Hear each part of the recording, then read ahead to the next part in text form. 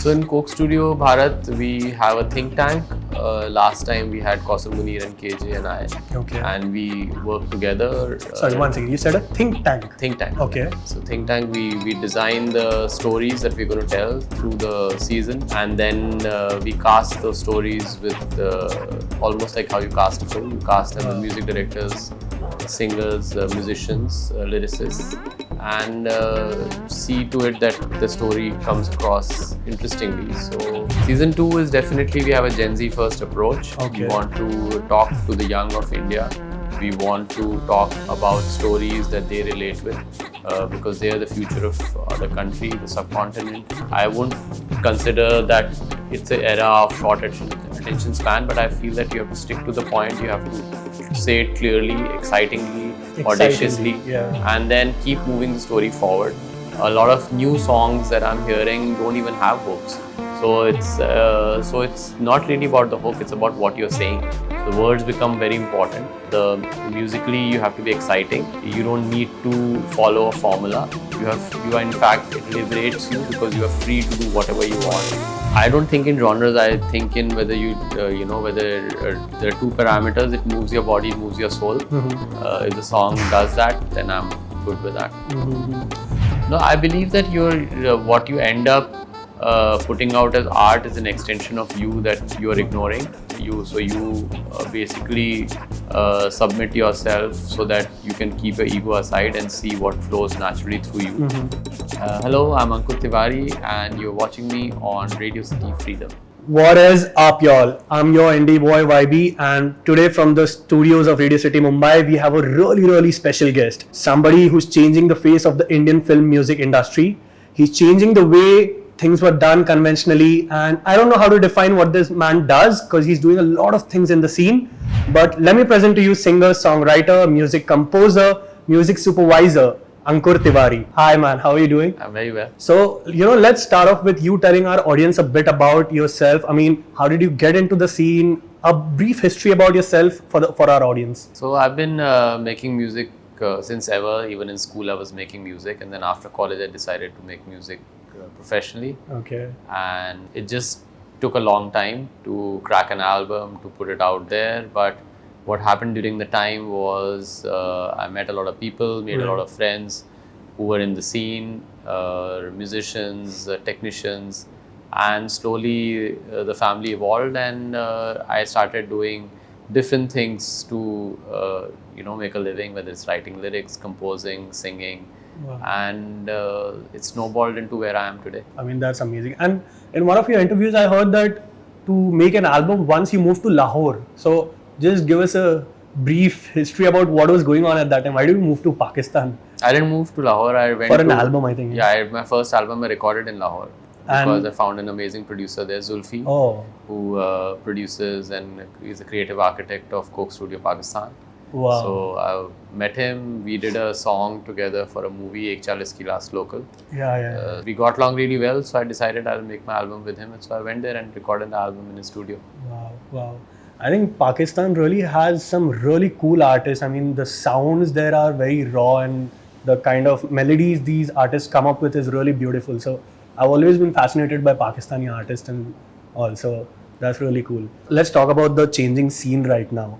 I think there's a major shift happening in the Indian film music industry, right? Usually there used to be, the conventional ways of doing things was there used to be music directors. They used to make the entire album. How it goes is there's a catalog of independent music out there, and people or directors just select music from that catalog and just sync it to their movies or whatever parts they have in this thing, right? So I think there's a major shift somewhere. The independent artists are coming up and they're getting a good chance out there.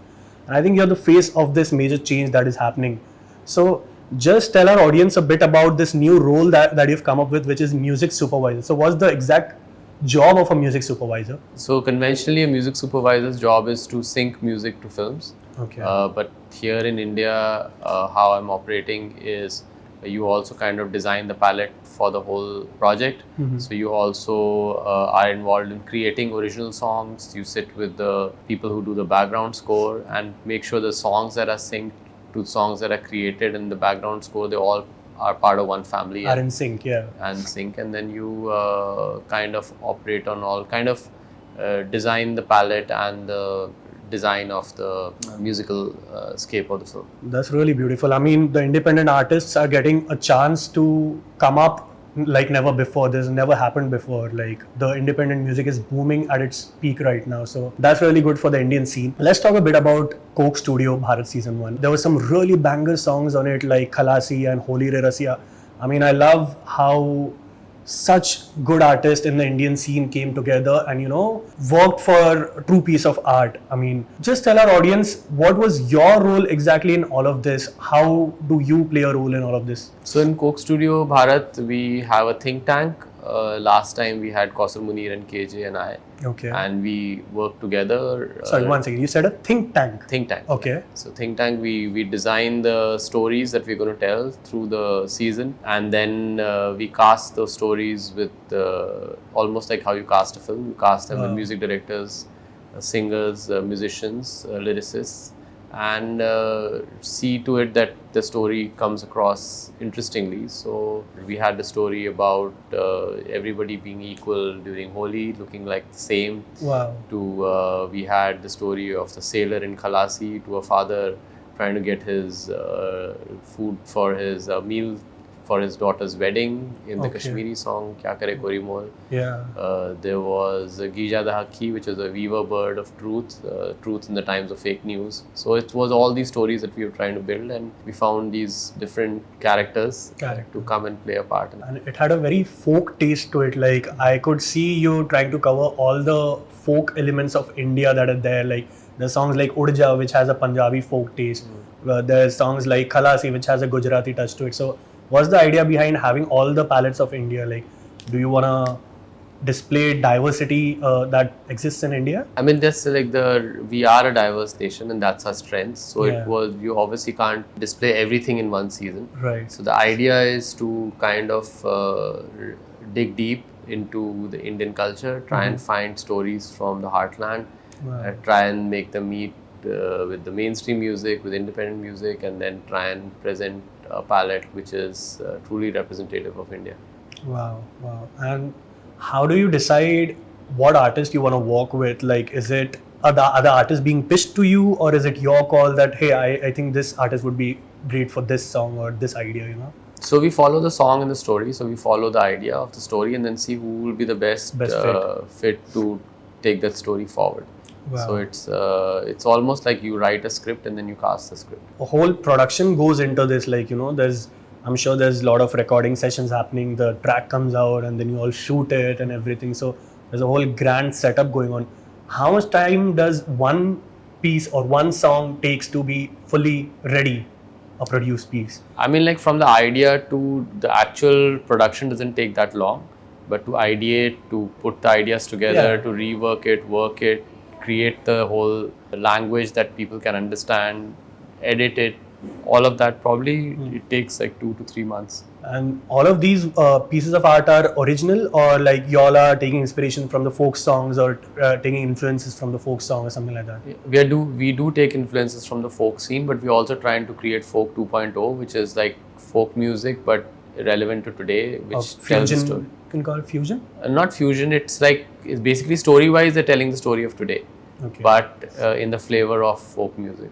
We're really kicked about season 2, man. I mean, I heard in one of your interviews that season 2 is on the books, and after watching and listening to the songs of season 1, me and the audience are really kicked about season 2.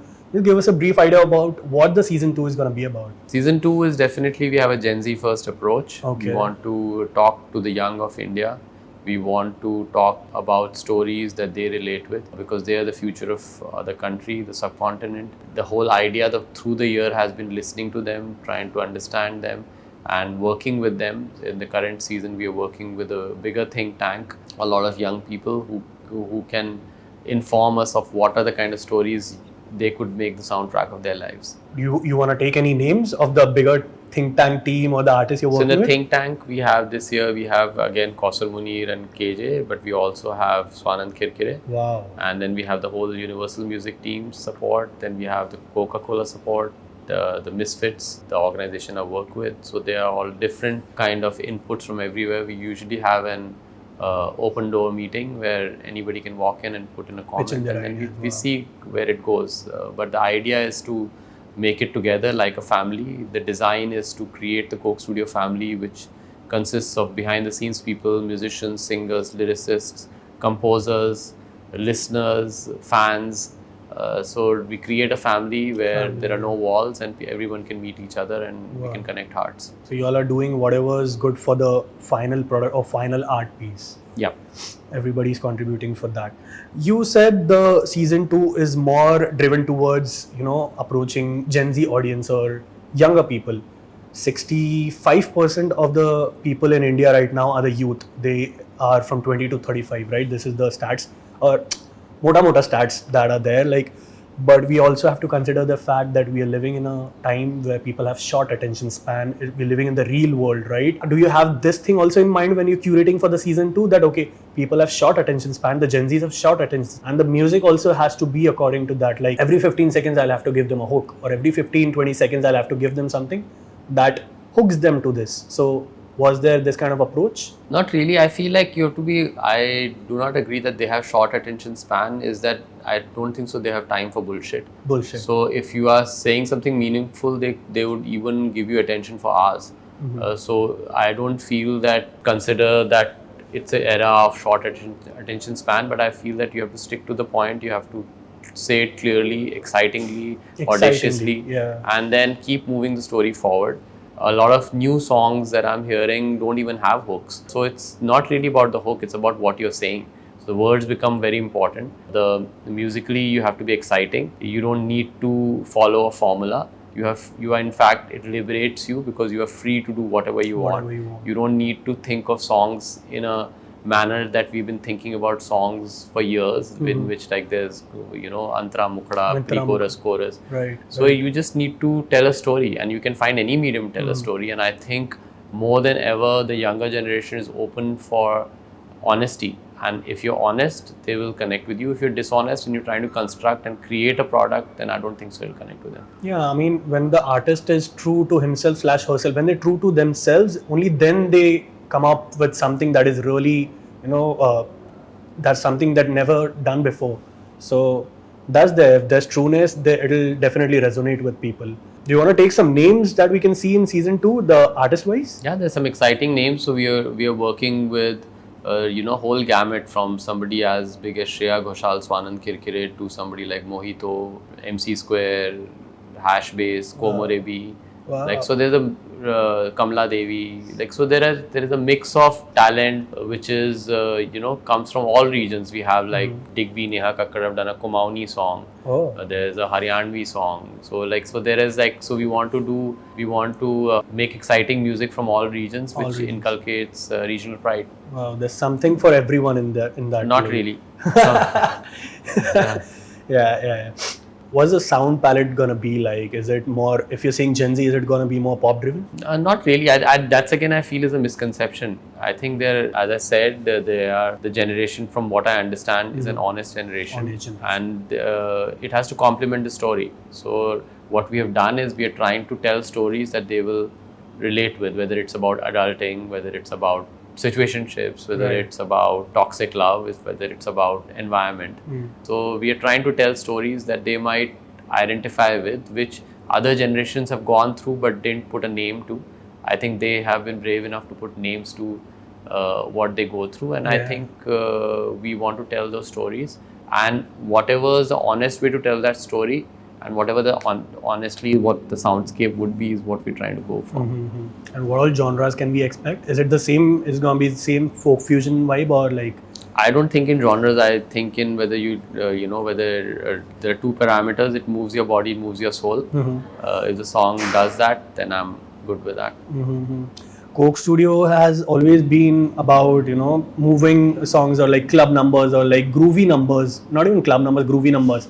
Can we expect the same vibe in season 2 also? Yeah, there's some really good groovy numbers, and really excited about them. So let's see how it lands. Season 1, Khalasi and songs like Holi Re Rasiya did wonders. I mean, people didn't stop grooving to those kind of songs. So we really hope we can see those kind of numbers this time around. Hopefully. And young artists on the lineup, I mean, this is really exciting for what's on the books next. Okay, I would like to cover this one thing, one aspect. When an artist or a musician makes art or music for that matter, there's something they're creating which didn't exist in this world before. They're creating something new.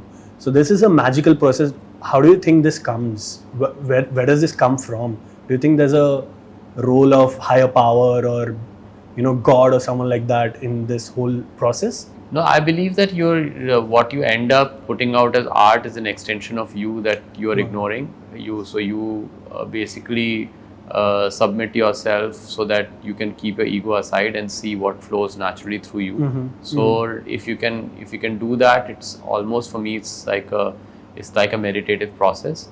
If you can put yourself aside and just let things flow through you, and so the parts of you, the extension of you that you're not expressing comes through, and it takes form and then probably generates itself as art. Do you personally do any practices for this flow to take place, like meditate or whatever, do workout or sports or something like that? I play sports and I meditate also sometimes, but not for this. I just play music, so I don't. So this just happens normally. Whenever it happens, you just let it happen. Like you don't try to induce it. What you're saying is absolutely correct. When it happens and I don't stop myself, then I can just cut off from the whole world. When you start feeling that something is coming, then you just respect it and then let it flow. Let it flow. Wow. This is Ankur Tewari for you, and coming up with some banger numbers in season 2 of Coke Studio. All of you all should look out for it. And apart from that, he's putting out some great work with respect to film music, his independent music.